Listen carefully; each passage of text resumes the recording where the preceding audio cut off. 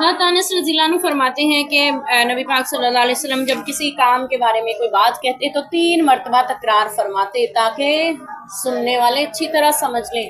چند لوگوں کے پاس تشریف لا کر ان کو سلام کرتے تو اکثر 3 مرتبہ کرتے تاکہ انہیں پتہ چل جائے، کیونکہ آپ صلی اللہ علیہ وسلم تعلیم دینا چاہتے تھے کہ سلام ایسے کرنا ہے۔ اب دیکھیں ان کو نہیں پتا، ایک بار میں آپ کیا لائے نا، آپ نے یہ کہنا ہے السلام علیکم ورحمۃ اللہ وبرکاتہ، جس بندے کو نہیں آتا ہوگا وہ بیچارہ ایک دم سے نہیں کہہ سکے گا۔ تو آپ صلی اللہ علیہ وسلم تعلیم دیتے تھے، کسی کی عزت نفس بھی مجروح نہ ہو کہ تم اسلام ہی نہیں کرنا آتا، یہ نہیں فرماتے، بلکہ خود تعلیم دے رہے ہیں۔ تعلیم کا ایک تو انداز پتہ چل رہا ہے، جب آپ کسی کو کوئی بات سکھانا چاہیں تو بار بار تکرار کر سکتے ہیں، لیکن اتنی بار بھی نہیں کہ اگلا بندہ اکتا جائے۔ ہاں، جو سیکھنا چاہتے ہیں اس کو بار بار سکھا سکتے ہیں، اس کو بار بار کہہ سکتے ہیں۔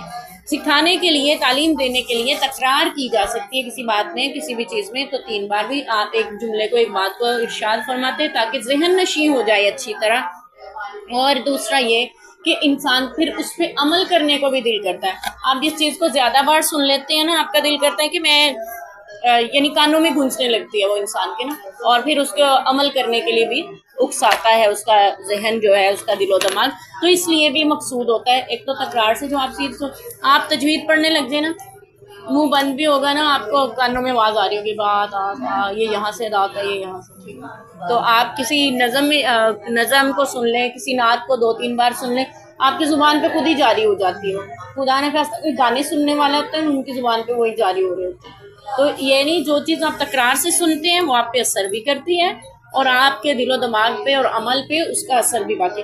تو اس سے بہت سے فائدے ہمیں ملتے ہیں۔ ایک تو ہم سیکھ لیتے ہیں تکرار کے ساتھ کوئی بات کسی کو پہنچانی ہو، اور دوسرا عمل کے لیے بھی ہم قائل ہو جاتے ہیں انشاءاللہ۔